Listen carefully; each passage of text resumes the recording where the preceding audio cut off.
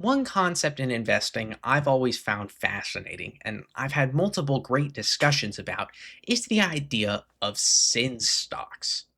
I'm someone who really likes to see the rationale and the reasoning behind why people make different investment choices. And for me, it's really interesting to see how people use their moral codes, religious upbringings, life experiences to impact their investment selection. So, what I'm going to do today is kind of give a brief history and introduction to the concept of sin stocks. And then additionally, I'm going to provide some questions that kind of are gray areas in the modern day of how we would define sin stocks and some things I've been thinking about. And then finally, end off with some final thoughts. So, first things first, what is a sin stock? Well, as you're going to see, it's a bit subjective and kind of hard to give a one size fits all answer. But in order to try our best, I'm going to take us back to the origins of the concept of sin stocks. Now, in the name sin stocks, you might be able to see that there's definitely a religious tie in, and you would not be wrong. Specifically, two concepts that are covered in multiple religions are equity and justice. And these two ideas kind of birthed the idea of socially responsible investing, which later that concept brought about the idea behind sin stocks. Now, each religion handles investment choices differently. For some religions, money is simply an exchange and shouldn't be used to profit at all or do anything of that sort. For some religions, it goes against the religion to actually earn interest. However, our first real applications of socially responsible investing that we can find actually comes from the Quakers in 1650. In 1650, the Quakers decided to not participate and not invest at all in the slave trade, which was massive at the time. Another great example for early on watching socially responsible investing in action comes from John Wesley and the Methodist Church, where specifically he worded it as investments should not only be in industries that treat the workers well and don't take advantage of workers, but should also be in industries that don't harm your neighbor. Now, this John Wesley example is actually kind of where we see the definition of what most people would consider sin stocks, or at least what I'll be dubbing the traditional definition of sin stocks, comes from. Now, the first time we see sin stocks as a concept in the modern day really comes in the 1950s. This is when we had a booming alcohol industry, a booming tobacco industry, and a booming gambling industry kind of all coming up at the same time. And one fund specifically, the Pioneer Fund out of Boston, Massachusetts, was kind of the first and most notable fund to publicly say that they were going to avoid these industries entirely. And that's kind of where we saw the birth of the idea of what is defined as a sin stock. Overall, based on the literature, the history, the different religious implications, you can see why it's pretty complicated to give a one size fits all answer to the definition of a sin stock. That being said, I will try my hardest. A sin stock is a firm's shares that are in an industry that opposes the investor's morals. That is the best way that I think I can word what a sin stock is. And again, it's not a clean definition by any means, and it's not one that is mutually agreed upon, as we're going to get into some examples that show that. So clearly, the concept of sin stocks or socially responsible investing or ESG investing have been around for a long time. But one of the things I find interesting is how much of a gray area it is in the modern day. And in order to show that, I'm going to give you some good examples. So, first things first, one of the interesting things I always find in discussions is what people view as sin stocks. Typically, a lot of them have the traditional definition I defined earlier, where it really is like the alcohol, tobacco, gambling. It's very explicit and easy to see the products harm the people. But one, I'd say, sector that typically doesn't get brought up in that conversation is going to be defense. Now, it's in the name defense, right? These are companies that make products that help protect people. But Definitely, or definitionally and practically, these are companies that make products that kill people. And yet most people don't view defense sector as a sin stock. It's definitely been gaining some traction recently with more of the ESG focus, but a lot of people wouldn't traditionally define that as a sin stock. Now, another great example that I think really shows this is we're going to kind of do a compare and contrast. So, let's start with a company that is in one of our set sectors that everyone treats as a sin stock, Philip Morris. Now, if someone were to legally participate in enjoying Philip Morris's products, right? They're of age, they go into a tobacco store, let's say they get a cigar or cigarettes or whatever, right? And they consensually choose to participate and take those products even though they know it's detrimental to their own health. Now, on the flip side, I'm going to bring up a company that people do not typically throw into the category of sin stocks. But let's say this company has a product that is also addictive. In fact, they employ people to figure out how to make it more addictive. And you have a lot of young adults and teenagers who this product opens them up to bullying, or it has negative social impacts. It makes them harder to communicate with people, makes them on their phones a lot. That's probably a dead giveaway. And people have tied mental health crises to the use of this product. I am, of course, talking about Meta.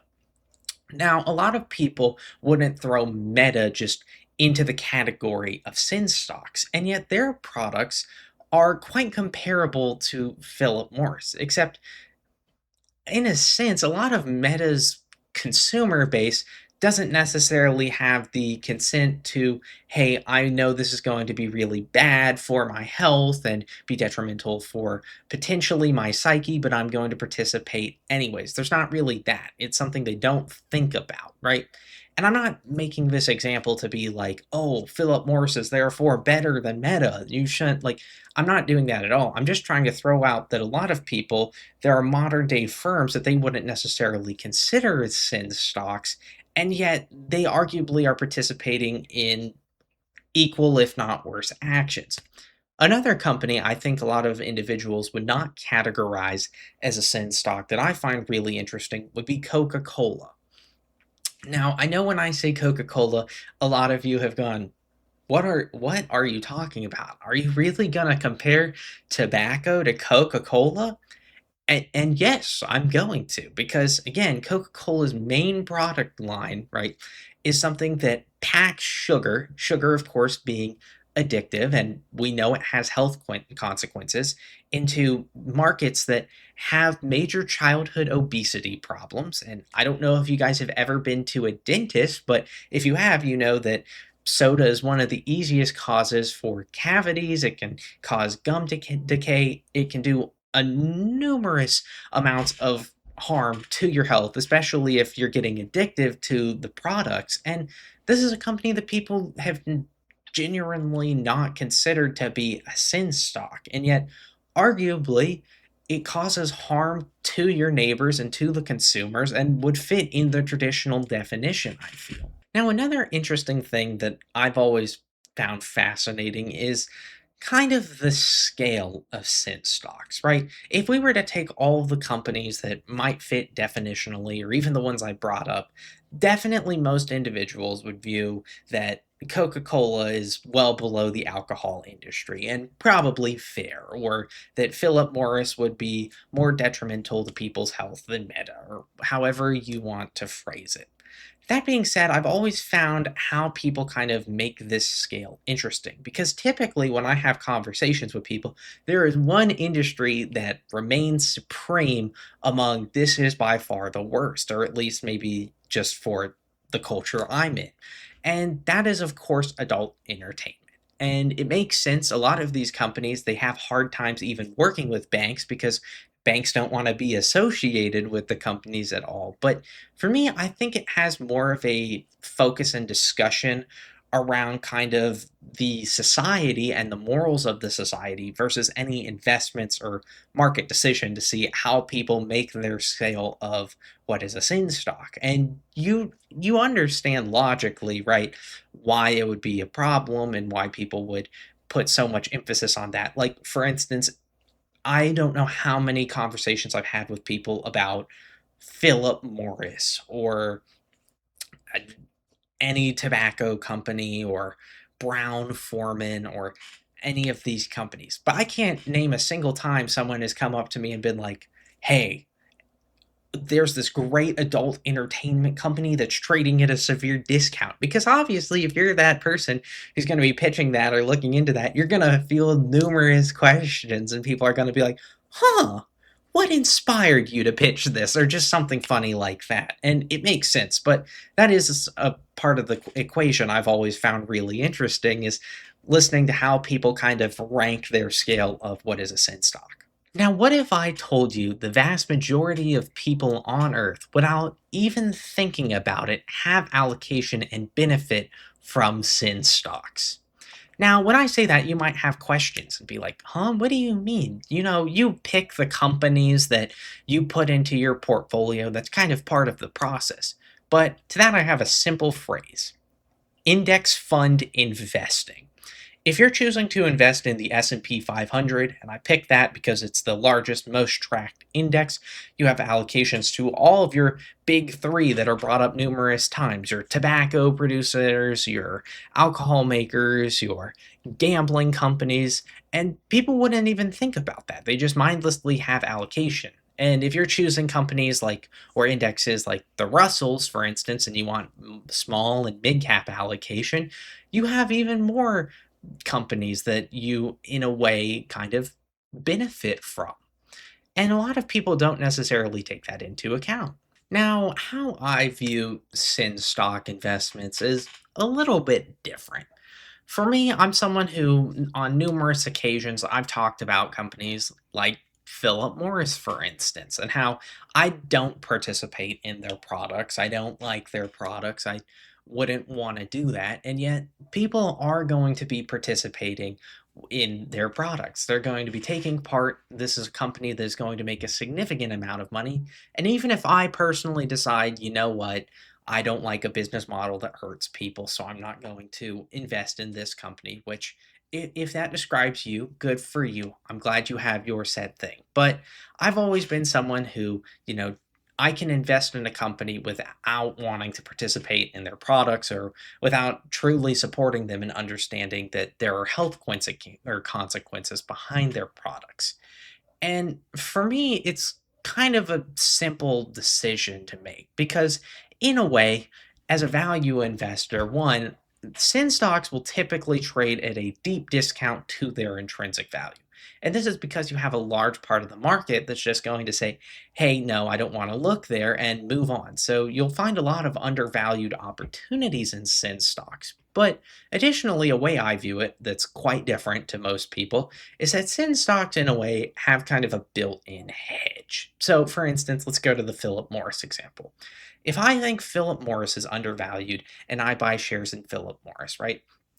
Obviously, if the shares go up and I make money, that's awesome. But if the shares go down and there's a lot less demand for Philip Morris products, then of course I take a loss. But in a way, I have a hedge because I know the world is healing and people are making smarter and better decisions. And so it kind of has a built in hedge for me. Now, the whole conversation behind sin stocks or ESG investing or any of the sort kind of emphasize why I love investments so much.